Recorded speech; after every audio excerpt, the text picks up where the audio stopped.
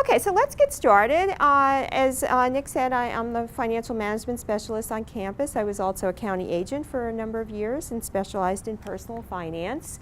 And the reason I chose the topic about financially savvy farm women is that there are a lot of reasons where all women need to be financially savvy, and then particularly for farm women, there's some extra little tweaks and challenges there. We know that women live longer on average than men do, so we have to have our money stretch over a longer period of time. And you heard just before Karen talking about the ag census. It's really important that we get everybody to fill out that census form, because that's how the government is actually able to track trends in agriculture. And one of the big trends that they saw between the census in 2002 and 2007, which is the data that we have currently to work with, is that 30% of farm women, operators now are women. So over 1 million people who are principally operating a farm are women. And whether that happens because people change occupations in later life, or they're widowed and are inheriting farms, the fact is a lot of women are at the head of a farm operation. Women are more likely to have gaps in their employment history and also to be more heavily impacted by life events like widowhood and divorce.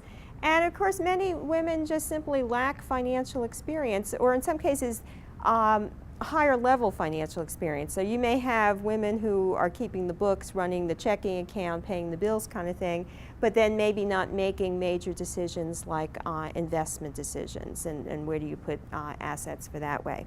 And then unfortunately, we still have some women out there who believe in the white knight. And there is an organization out there, Women's Institute for Financial Education, that actually has these bumper stickers that you can get. A man is not a financial plan. So that's another reason where if people feel like somebody will take care of them, they often don't take the steps to become financially secure themselves. So what we're going to talk about is a bunch of things. We'll talk about financial goal setting, net worth and cash flow, budgeting with an irregular income, because that's a challenge that farm families have. You don't necessarily have the steady paycheck coming in. Income tax planning, investing basics, a little bit on retirement planning. We're not going to do much on insurance today, just a few slides just to kind of lead into what others will speak about later in depth. Estate planning, of course, is covered in the other track, and farm financial documents you'll hear about later. So just a way to get started, a couple of years ago with a colleague, I wrote a book called Money Talk, A Financial Guide for Women. And in the introduction to the book, we had this quote from Elizabeth Cady Stanton, who was one of the original women's suffragettes back in 1892. She talked about the fact that even though women would prefer to, no matter how much women would prefer to lean on men basically and to be protected and supported, and no matter how much men would prefer to have them do so, they must make the voyage of life alone, and for safety in an emergency must know something about the laws of navigation. So even back then they were talking about the fact that people need to be prepared to be financially self-sufficient. Okay, so what we're going to do now is one of our activities is a financial coat of arms. And just to kind of give us an introduction to yourself. So in the top right corner, if you would put your greatest financial hope, your greatest financial fear, in the middle would be your money motto, if you have one. It doesn't have to be original. My money motto is happiness is positive cash flow and good health. That's kind of what I have on my email signature. It's kind of a motto that I live on. So, but if you don't have one, you can get one later. Bottom right, your biggest or your best financial habit, something that you do very well with money. And then on the other side, your biggest financial challenge on the bottom left. Okay? Okay, great.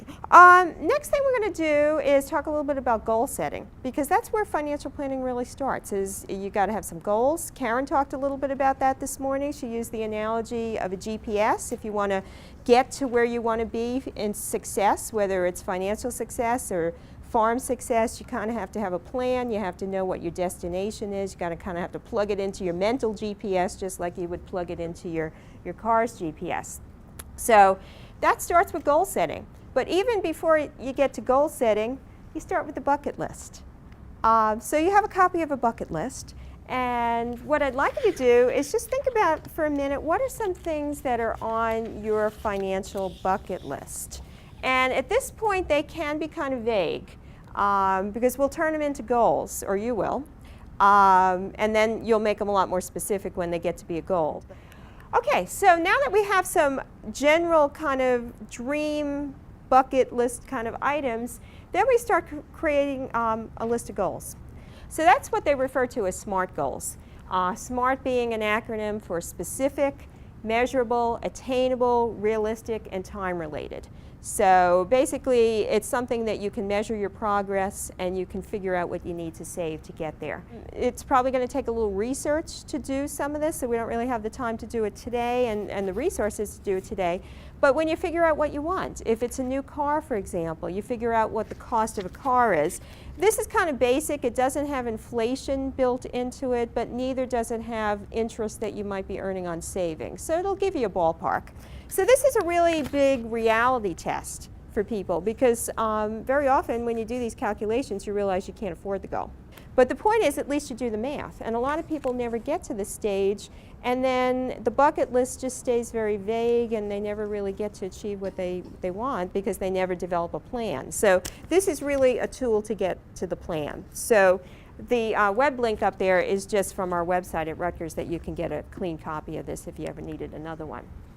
Okay, and then it becomes a matter of managing cash flow. And cash flow is the relationship between your income and your expenses. So it can be positive or negative.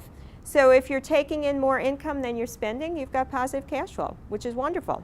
And if it's the reverse, you've got negative cash flow. And usually everybody goes through a period, a month or two, of negative cash flow. You know, things happen in life, and there are always going to be periods of time where, for whatever reason, whether it's a car accident or an illness or some other event, people spend more than they earn in a particular month. But if it goes on and becomes a habit, then of course that's where people have really problems. So there's 3 ways to improve cash flow, sustainable ways. You know, you could have a garage sale once and get some income, but it's not going to be something you can do every day. So I kind of like to use the analogy between budgeting and dieting, you know, because we both hate those words. You know, those words are not favorable words to most people. We think of being cut back and deprived, and nobody likes to hear those. So we're going to talk about weight control and cash flow.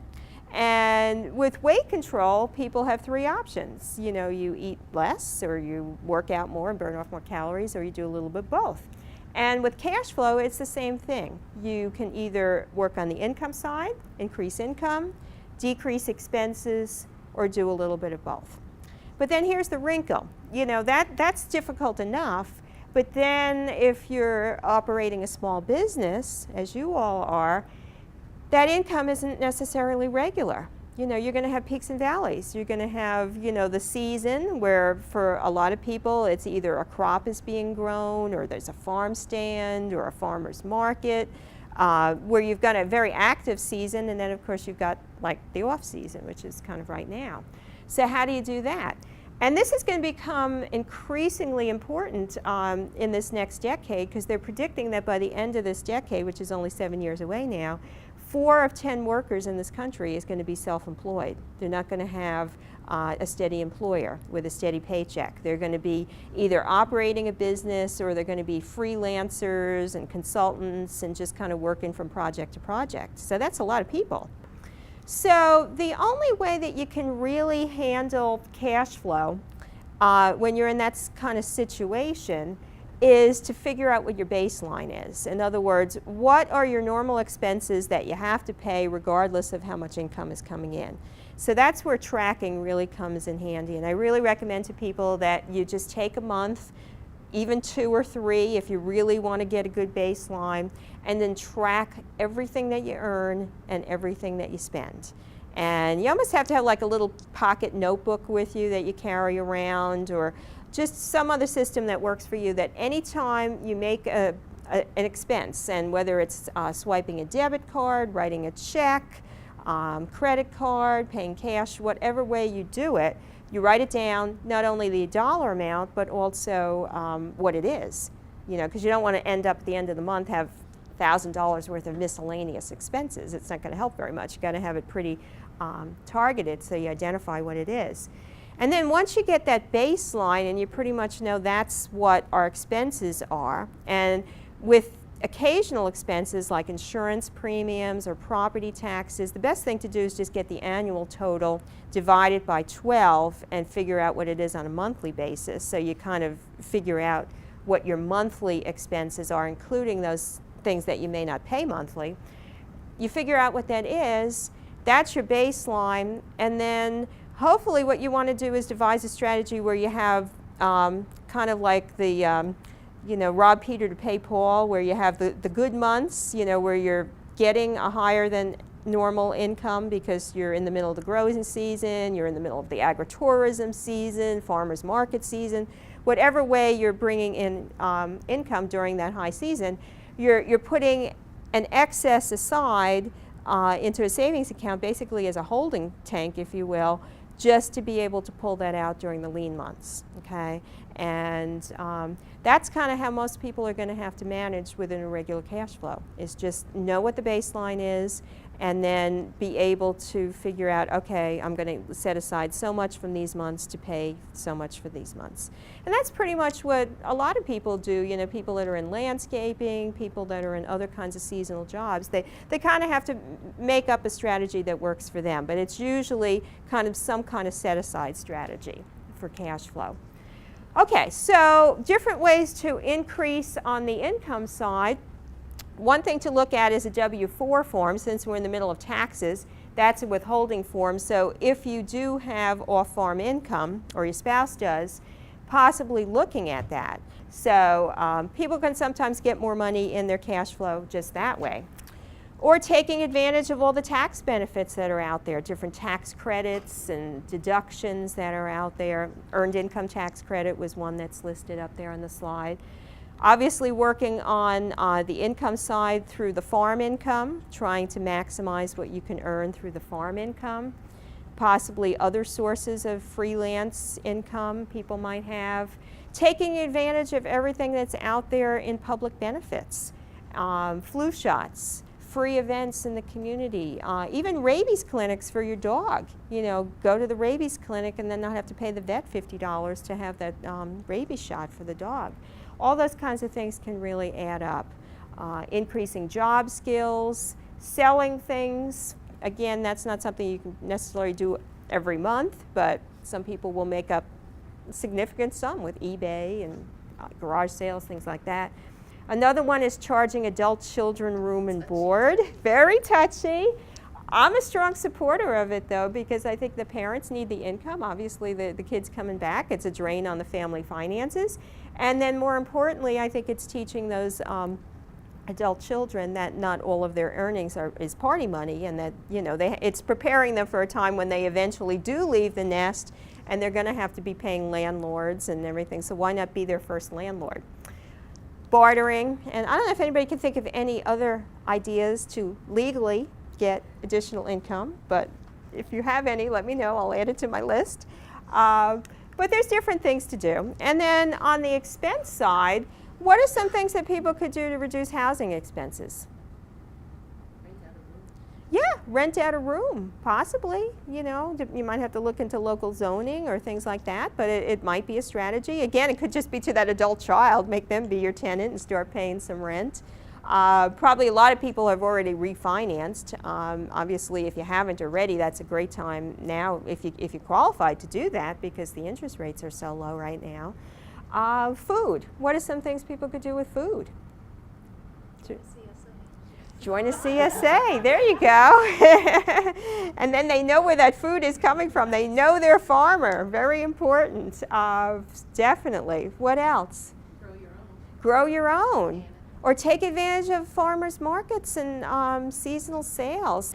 Transportation. Of course, we're really feeling that now with the gas prices. A lot of people might say just driving less, consolidating trips, doing what you can to cut back where you can. Clothing. Thrift shops. I love thrift shops. I volunteer at a thrift shop. I'm just amazed at what the great buys that people can get. And they do say from research that women are particularly accepting of thrift shops. We love to get a good deal. And young people are coming around, basically of necessity, because they're realizing that they can't afford everything they want and they can get a really good deal. Utilities, what can we do there? Use less. Yeah, use less, you know, turn the thermostat down a little bit, possibly some time of day meters where you can use some of your major appliances like your dishwasher and your clothes washer at off-peak hours where they're charging lower rates, which, you know, might mean doing things a little bit later than you might have planned, but it'll save on the wattage that you use. And then you think about all the other expenses that you have and come up with some strategies. So those are some things to do on the expense side. From there, you can develop a spending plan. Once you do the tracking, you have a good sense of what's coming in, what's going out. Then I've given you a really good spending plan worksheet. It's actually 2 pages in the handout. And it's these steps. You add up what's coming into the household, take home. No sense putting down gross income because we don't get to keep our gross income, you know, all those little payroll deductions that come out, or if you're self-employed, you're setting aside estimated taxes for the next payment to the IRS. We'll talk about that in a little bit. So that's kind of your equivalent of take home, is what you're making minus what you're setting aside for the estimated tax payments that are due the next quarter. So you figure out what's left after you've done that. Total up the fixed expenses, so that's on the second page. The next page, you've got a column there for all your fixed expenses. So those are the things that don't change very much from month to month. You know, things that are kind of locked in at least for a period of time. So rent payments, mortgage payments, maybe insurance premiums, that sort of thing, that don't change. And then you have the other column, of course, is totaling up the flexible expenses or controllable. So those are things that you have some control over, things that you can adjust, you know, how much food, how much entertainment costs, things like that. And then, as I mentioned before, on the front page there's what we call periodic expenses. Those are the things that you pay quarterly, semi-annually. You figure out what the annual cost is divided by 12 and then treat it as a monthly expense so that things don't sneak up on you, that you get that property tax bill and say, oh my God, we got to come up with $2,000 or whatever it is. And you've already set aside 3 months worth of property taxes that you've got that money sitting in the bank account ready to pay that next property tax bill. And then including money for emergencies. Most financial planners say people should have at least 3 to 6 months expenses in emergencies. There are people out there like Susie Orman that have been talking for a couple years now saying 8 months or 9 months, basically because it's taking people so long to find new jobs. But the reality is research finds that less than half of the people in this country meet the 3-month standard. And I'm always very careful when I teach classes because I watch people's eyes and they kind of glaze over when they hear 3 to 6 months, because people are like doing a calculator in their mind and they're saying, okay, if my monthly expenses are $2,000, that means I need $6,000 to $12,000 in the bank. No way, I don't have that.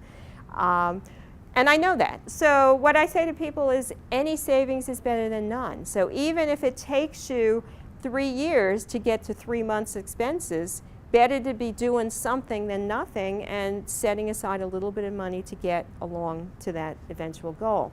So you put that right into the spending plan. You kind of treat that money that you're putting in to build up your emergency fund as an expense and make it as important as, you know, a rent payment or a car loan payment. Same thing with the money for the financial goals, which you would have calculated using the worksheet that we talked about earlier. And then eventually what you want to do is have the bottom line balance out. And so I recommend you do this in pencil. It never works the first time. Most of the time, of course, the expenses are going to be greater than the income, so then it becomes a matter of tweaking. And we actually have on the Rutgers website, we actually have this in Excel too for people who prefer to do it on a computer and change the numbers that way versus having to do it paper and pencil on this version.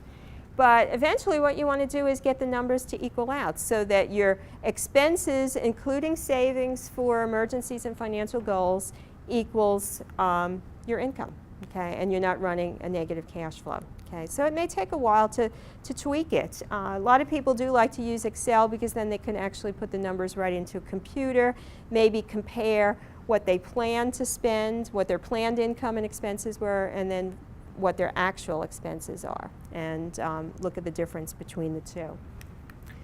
And then, of course, another financial statement, and you'll be hearing about this later on too in reference to your farm business when they start talking about balance sheets. And the personal finance realm, it's usually called a net worth statement, is looking at assets minus debts. So everything that you own at its current price. So you think of a net worth statement, it's kind of like a snapshot of your finances. So if you were to liquidate your entire life today and sell everything at its current value, those are the numbers you would put into your net worth statement. So it would be, you know, if you put something on eBay or, you know, put an ad in the paper or something like that. So there's different categories of assets. You've got your cash and liquid assets, which is literally the money that you have in your pocket or your wallet. And then, of course, things like money market funds, certificates of deposit, bank accounts, things of that sort. Investments would be things like retirement accounts or any other investments that somebody might have, like mutual funds, for example. And then use assets or personal property is tangible things. You know, the house that you live in,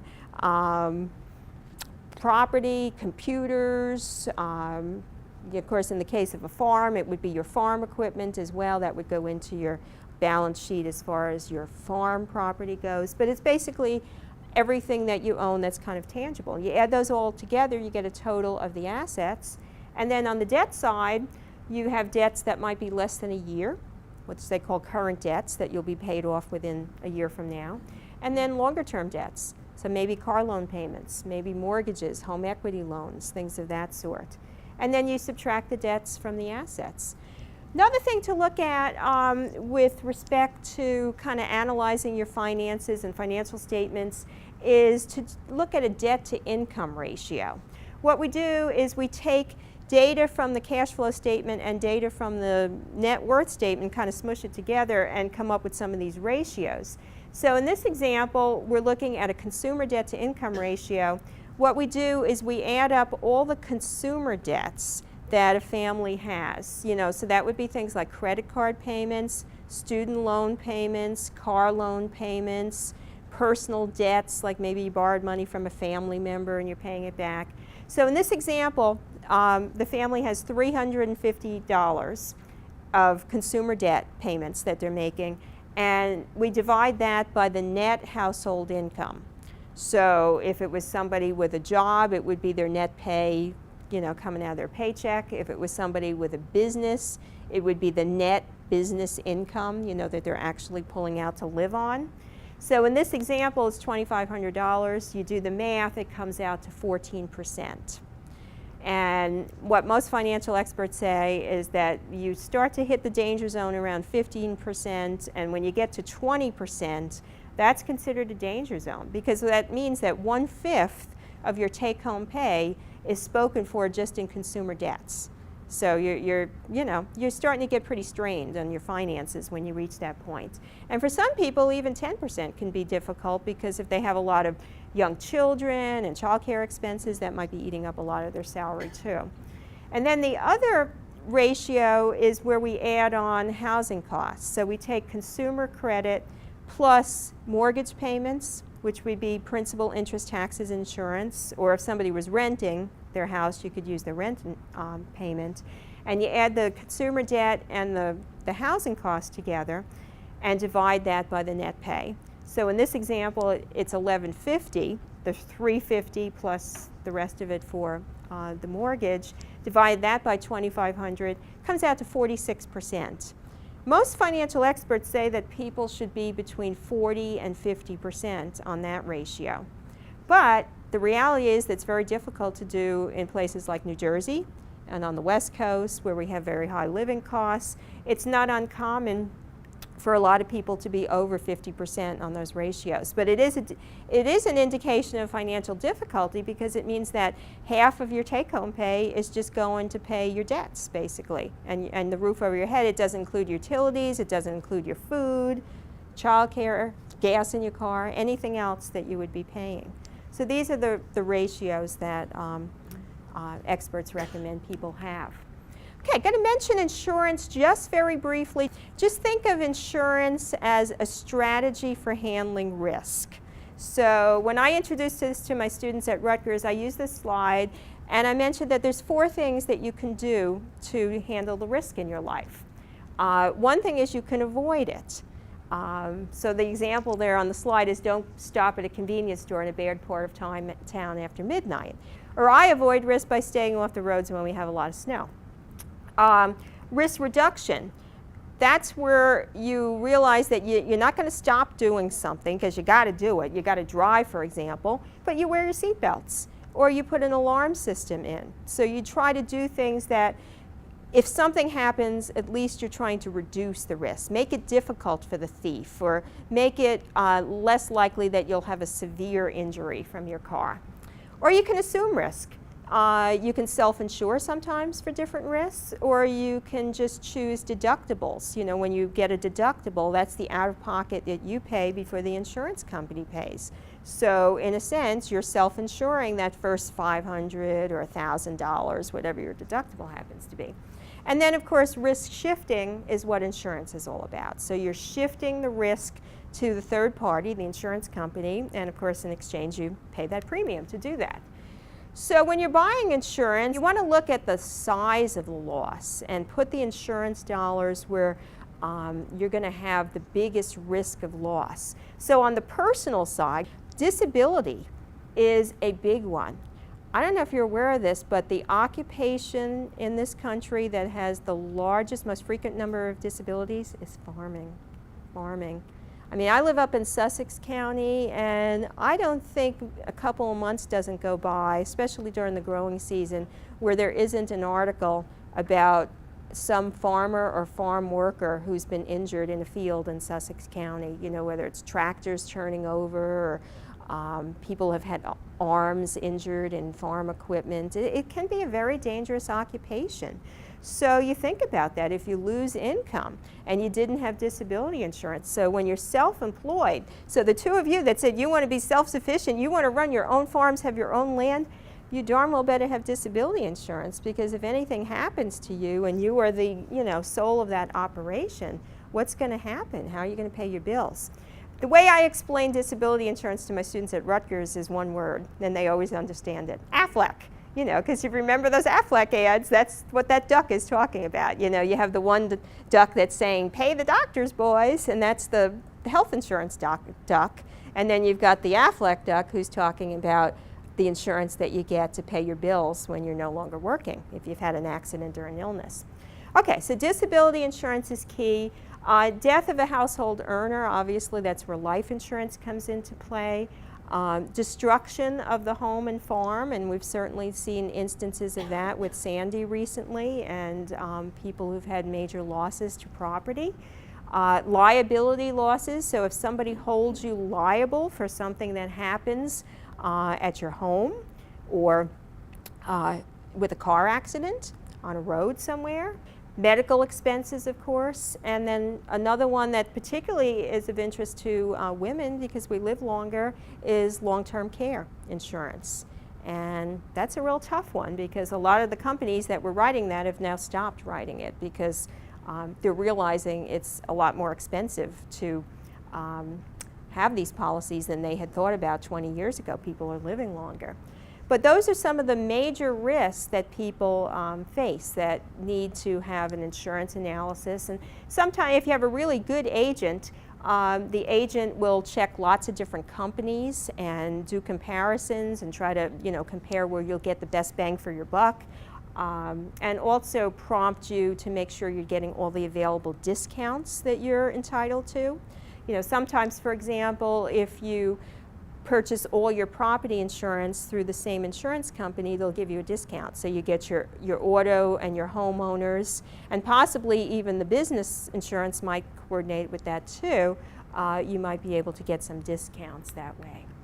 Okay, so just some general insurance tips. Insure for your major losses, where you're going to really have the biggest financial hit. You want to get a highly rated company. There are a couple of rating services out there that will rate the insurance company's stability, because you want them to be around when you have a claim. Select the highest deductible you can afford. Try to pay the premiums infrequently. If you can pay them every 6 months or every year, it'll generally cost less than if you pay them monthly or quarterly, because then they build on extra fees for the extra administrative costs.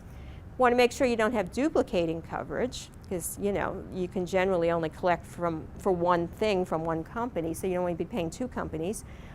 Make sure you get the discounts, and then always follow the rule of 3. I model that with my students in my class all the time.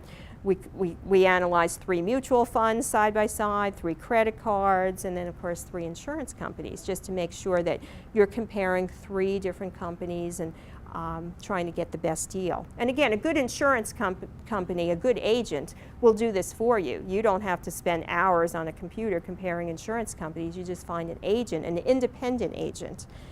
Because the problem is, if you just go to an agent for one company, they're just going to tell you about the insurance products from that one company. But if you can go to an independent agent, they represent lots of companies, and then they can do all this rule of 3 shopping around for you and get you the best deal. Okay, let's shift gears a little bit and talk about income tax strategies. You want to pay only what you owe, and that's okay. It's called tax avoidance. It's not tax evasion, which is illegal.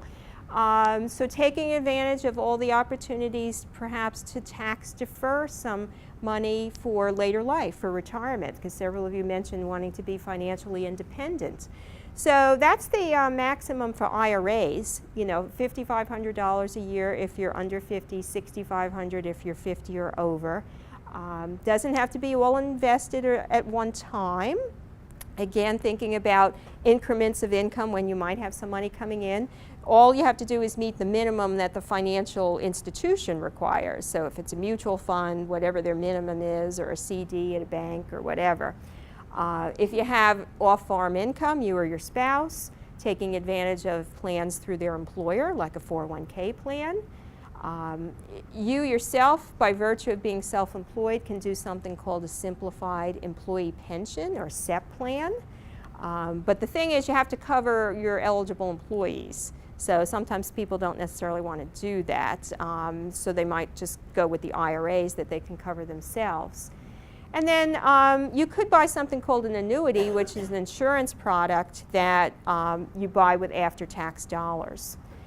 The other thing I wanted to do is make sure you knew your federal tax bracket, because that, of course, changed this year. You remember all that fiscal cliff discussion. So you got a copy of the tax brackets for 2013, so you can figure out where you fall depending on how you file your taxes and what your taxable income is. So this is your taxable income. This is the number that you look up in the chart when you calculate what you pay in income tax. So it's not your gross that you start out with, it's the bottom line basically that you look up in the chart. And those rates go from 10% all the way up to 39.6%, which is an increase. Couple other strategies to think about is because you do have irregular incomes, you'll need to come up with a strategy for tax withholding. And the 2 strategies that generally work for people is you either have, the IRS is not going to wait, they have rules, and they want your tax to be paid in a timely fashion. And there's pretty much only 2 ways to do that. You can either make estimated payments, and you have to do that quarterly, although they're not exact quarters. They're April 15th, June 15th, September 15th, and then January 15th of the following year. You could do that. Or you could over-withhold on an off-farm job. And this can sometimes work pretty well for small farmers. So if you don't have a lot of farm income, and you have somebody who has, as a primary source of income, an off-farm job, you can have them adjust their W-4, have more tax taken out of the paycheck, and use that to cover the liability for the income that would be due on the farm. And people do that all the time for other things too, like investments. people will have a lot of investment income, and again, there's no withholding on that, so they take out more tax on their day job to cover the extra income that's not being withheld on. So I've just given you some links there for the Schedule F and the instructions for the Schedule F, which of course are the form forms that people use. I want to spend a few minutes talking about investing, and somebody mentioned investing as being an area of concern. Just want to kind of mention it, but again, keeping in mind the fact that you might invest in a different way than people who have jobs with a steady paycheck and employer, because you may have increments of income where you can invest at certain times, and then months where you just won't have that income and will just kind of have to postpone investing until you get some more money coming in. But what I always tell people about investing is you got to know your goals first. So that's why you do that worksheet that we talked about before.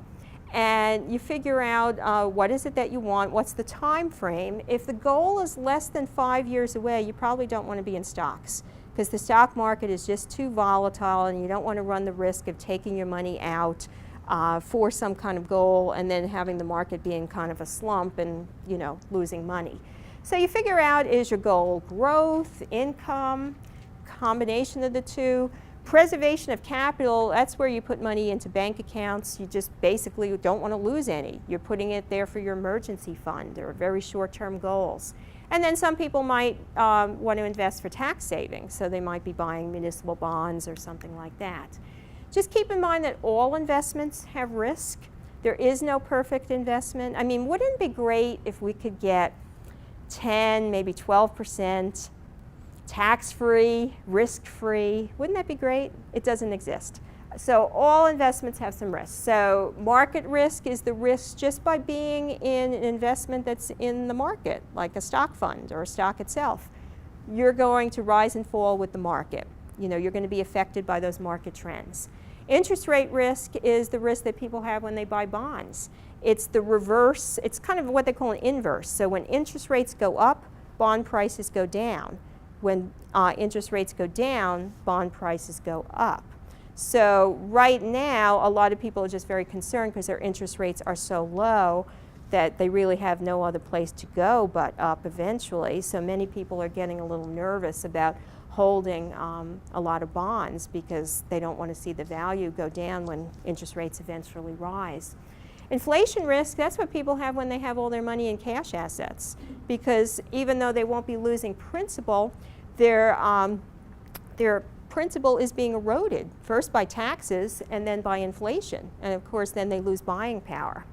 And then business risk is the risk if you invest in only one company or industry, and then it has some problems. You know, we've seen that with Enron and all sorts of companies that have problems. Hostess Twinkies last year. I mean, lots of companies can run into difficulty.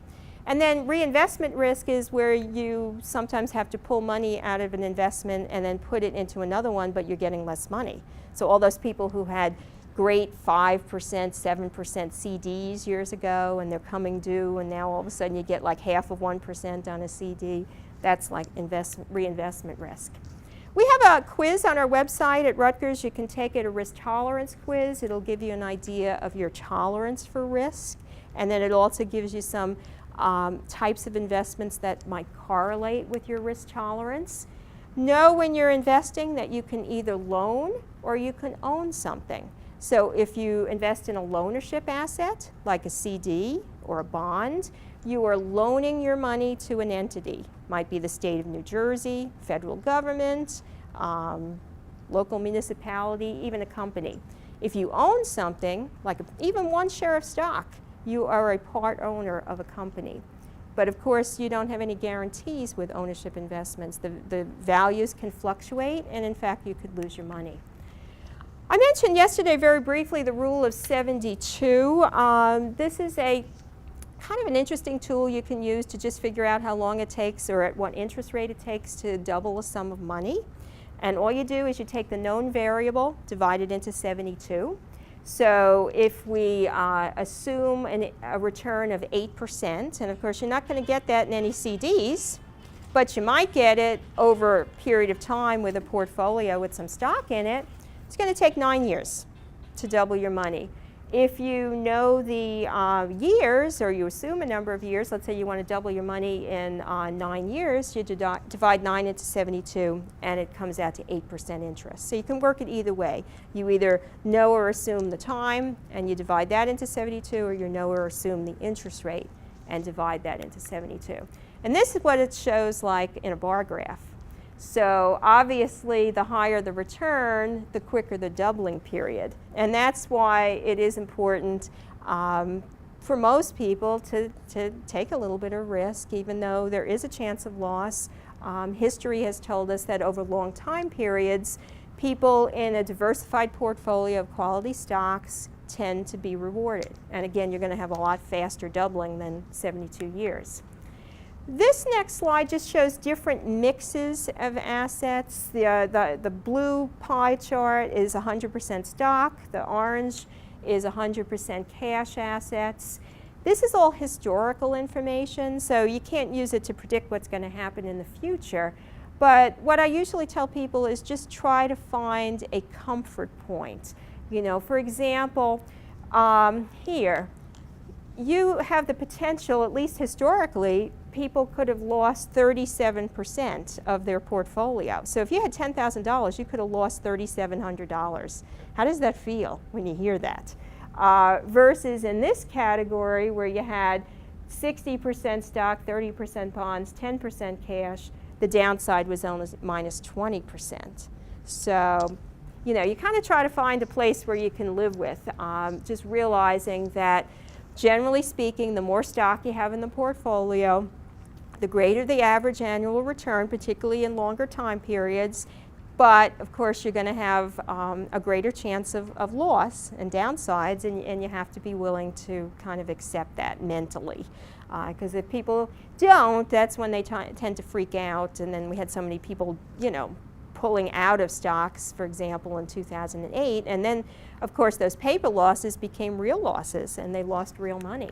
I want to mention mutual funds very briefly, because that's a place where a lot of people get started as an investor. For a lot of people, it might be in a retirement savings plan, or again, it's just a whole lot less scary to pick a mutual fund than to have to pick individual companies, because a mutual fund is a big portfolio, and you've got a portfolio manager that's making the decisions. So you've got all those investors there in the picture sending their money into the investment company, and then the investment company, the mutual fund company, buys individual securities, stocks or bonds, depending on what the mutual fund is all about. So you get professional management for your money.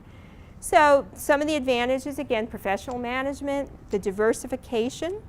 For example, the average stock fund has 150 different companies in it. So you've got lots of diversification. Even a couple of those companies do poorly, you hopefully will have some winners in the portfolio too. And many of these mutual funds have pretty low minimums, because somebody asked me about that yesterday in Cumberland, like how do you get started when you have such an erratic income?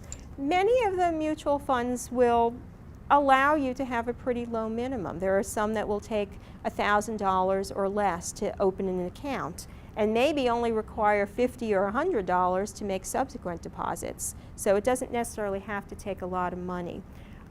And then, of course, you can check your balance either online or in major newspapers. They'll have a listing of them. And many mutual funds have automatic deposit plans, too. So you can sign up maybe on the 15th of every month, have $50 debited from your checking account to buy mutual fund shares. And they'll do that automatically. But again, there are some downsides. Probably the biggest downsides of mutual funds is they do follow the market. So if the market has a downturn, your fund probably will too. No guaranteed rate of return. And the funds, by their very nature, have to pass through all their distributions to investors. So that means you could get unwanted taxable distributions, because you're going to get a 1099 form. Every year that fund will be sending out a 1099 form, and you'll have to pay the taxes on that income that's reported. Whereas if you held individual stocks, you could make the decision whether to buy or sell depending on your tax situation for that year. But as a mutual fund investor, the fund makes that decision. And then here I just put this chart to show the relative risk of mutual funds. So the ones that have the least amount of risk would be the money markets because they're invested in cash assets. And then you go up through the various bond funds. Then get into the growth funds, which are primarily stock. Sector funds near the top are where you invest in only one industry sector. So for example, tech sector or healthcare sector. They're a little bit higher because you have less diversification, because your money is not really broadly diversified. It's kind of stuck in that industry sector. And then aggressive growth, they tend to be more speculative companies, maybe not really good proven track records, that sort of thing. And then international equities on the top, because then you're investing in companies of overseas companies. And you've got extra risks involved, not only investing in those companies, but then you've got currency risk and political risk. What if these countries are unstable, that sort of thing. So they usually put the international investments at the top. Investment rates of return, two of them are listed there. Total return, you hear that phrase used a lot. That just means what you earn on an investment in a year when you combine the income distributions, if there are any, like dividends, with the change in the value of the investment. So did the share value go up or down? So it could be a positive number or a negative number. And then this minimum rate of return, what that is what do you need to earn on an investment to stay ahead of taxes and inflation? So in this example, if we assumed a 4% inflation rate and somebody was in the 28% tax bracket, which you can look up on the handy-dandy chart here, you would need to earn 5.6% to stay ahead of taxes and inflation. Otherwise, you're losing purchasing power. Not that every individual investment would have to do that, but a combination of, kind of a weighted average of everything people would own. Otherwise, they're losing purchasing power with inflation. Okay, I want to end up just talking very briefly about retirement for women, and particularly women in agriculture. The reality for all women, and we talk about this in the book, we have a whole chapter that is on retirement planning, is that people aren't saving enough for retirement. And a study was done last year and said 49% of Americans, male and female, were not funding any kind of retirement savings plan. So that's pretty amazing. Half of all people in this country aren't doing any saving. And we all know that there's a lot of baby boomers, somewhere around 78 million of us. So we're going to strain the retirement programs.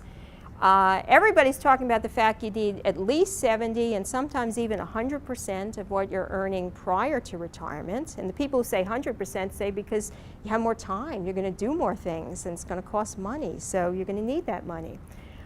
Social Security might pay 25 to 40%, so the money has to come from other sources. So other places people will get money for retirement.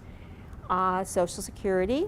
If you're lucky to have an off-farm job that pays some kind of employer pension plan, either a previous job or a current off-farm job, that might be an option. Or same thing for tax-deferred plans, 403B plans in the nonprofit sector, 401K plans for people who work for corporations. So those kinds of tax-deferred plans could play into that. Savings and investments. So people might just have taxable accounts. It's not in any kind of retirement savings plan, but you've got it in some kind of, let's say, mutual fund or stock that you're earmarking for retirement. Or people might have rental real estate, or renting even land, if that's an option. And then the tax-deferred accounts that we talked about previously that you can fund, IRAs and the SEP plans for self-employed people. And then for some people, and again, this might be part of your retirement planning and even part of the estate planning too, the other track is talking about is possibly selling some assets. So it could be the farm, although what we found with focus groups a few years ago is that people didn't want to do that. People want to keep that farm in their family, or at least keep that land in agriculture, if not with the family, with some kind of farmland preservation trust or some. People feel really strong about that attachment to land. But some people do sell it, or maybe sell real estate or equipment or something of that sort. And then what we found with the focus groups is that, and we did focus groups in Sussex County and Hunterdon County, is that farmers plan to work until they drop. So people said, I will be working when I'm 80. And they're finding that with the general population too, that people are saying they're going to work longer. But of course, it might be a little bit easier in agriculture in the sense that you might live where you work. And of course, you might control that a little bit more than if you work for an employer. I wanted to share with you the ballpark estimate. First of all, with the ballpark, it's only 6 steps. So you can do this online or you can do it with the paper copy that I've given you. It's best if you can use your own Social Security numbers. So if you haven't done this yet, you can go right to socialsecurity.gov My Account. And if you haven't had a previous relationship with Social Security before, like I didn't because, you know, too young, you open an account for the first time. So you have to keep that account information because you'll need that later when you get older. It takes about a minute to set up the account and another minute to get the benefit estimate. So all those forms that they used to send us automatically before all the budget cuts, you can still get by going to My Account. And then you can get your current benefit estimate and use the numbers that are personal for your situation. And there's 3 key variables in the ballpark estimate. You can adjust your desired income, and you could adjust your life expectancy. You know, they give you some suggestions there. It does assume a 3% real rate of return, so that means after inflation. And again, if you want to do it online, the link is there. So just to kind of summarize with some key messages, kind of summarizing our entire time here, you want to set some SMART goals, save early, save often, know your cash flow, insure for those large risks that we talked about, practice tax avoidance, so you don't pay any more than you have to legally. Think about some long-term growth investments. Remember that rule of 72. Do that retirement savings calculation. Use the ballpark estimate. Don't depend on the government. And